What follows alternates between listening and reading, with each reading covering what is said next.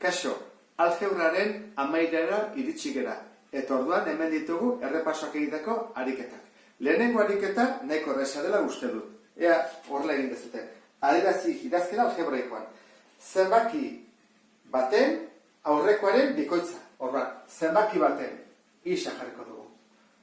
Aurrekoaren bikoitza. Orduan jarri beharko dugu. Aurrekoa zein da? Hau. Eta bikoitza bider bi.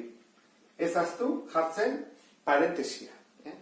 Bigarrena, zenbaki baten bikoitzaren, orduan, zenbaki baten bikoitzaren hurrengoa. Orduan, hurrengoa gehi bat. Kontuz honekin, honek parentesia behar du eta honek ez.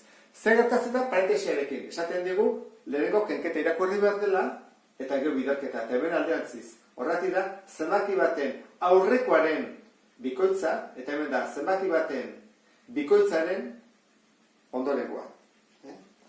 Edo hurrengoa. Jarraitu ezago, zenbakiaren erdiaren hirukoitza. Zenbakiaren erdiaren hirukoitza, hiru. Hau ez dugu onartu horrela, jarri batko nuke horrela.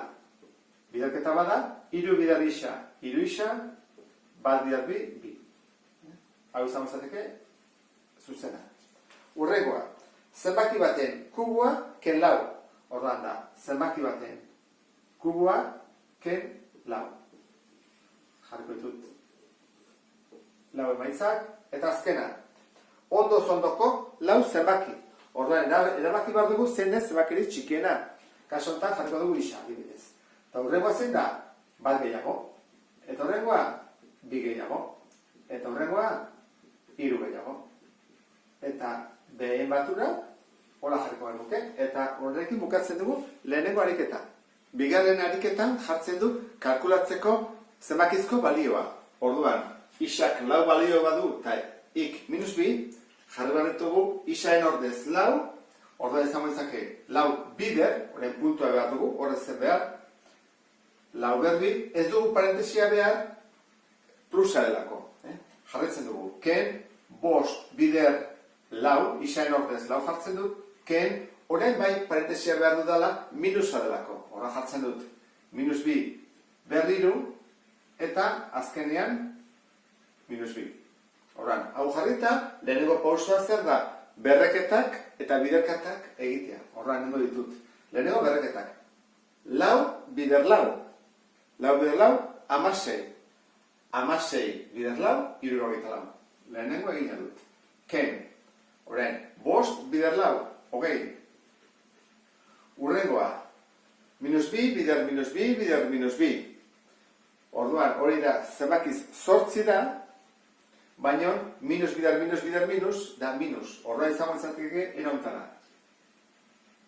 Ulertu zut ez da? Minus bi, bider minus bi, bider minus bi. Zortzi da, eta minus, bider minus, bider minus, bakoitia dialako, hiru dodelako, horran minus apartzen da. Jarri dugu minus. Eta azkena, gehi minus jarriko dira ken bi. Hemen jarri daiteke gehi zortzi, batu positibo dela. Jarri dezagun. Orain nengo duguna izango da, positiboak batu behin aldea, eta negatiboak negatiboarekin. Orduan, positiboa ditugu hau eta hau. Orduan batuko ditugu, eta atatzen dizkigu, 72. Eta negatiboak 22 dira, beraz, 22. Kentzen baitut, kentzezkit, 50. Hau da, bigarren ariketa. Hirugarren ariketa egiterakoan nik uste dut errestasunak izango dituzuela, zau errepaso besterik ez da. Koefizienteak, orduan, monomionen koefizienteak, bida, honena, minus bost, honena, hiru laurden, eta hemen ezpadu jartzen bat da, orduan da, minus bat. Jarrai dezagun letazko zatiarekin da, koefizienteak eduta beste guztiak. Orduan, kaso honetan izango izake isa berbi i berriru, kaso honetan a berbi b, hemen isa berlau, eta azkenik isa bider i. Eta geditzea eguna da maila. Orduan, maila badakizu dela letra kopurua. Zer baditugu? Hemen bi eta hemen hiru, bost garren mailakoa da, hau bi gehi bat, ez badu zer jartzen bat delako hirugarren maila da, hau laugarren maila da, eta hemen bat eta bat bigarren maila. Orduan, guazen laugarren ariketa egitera.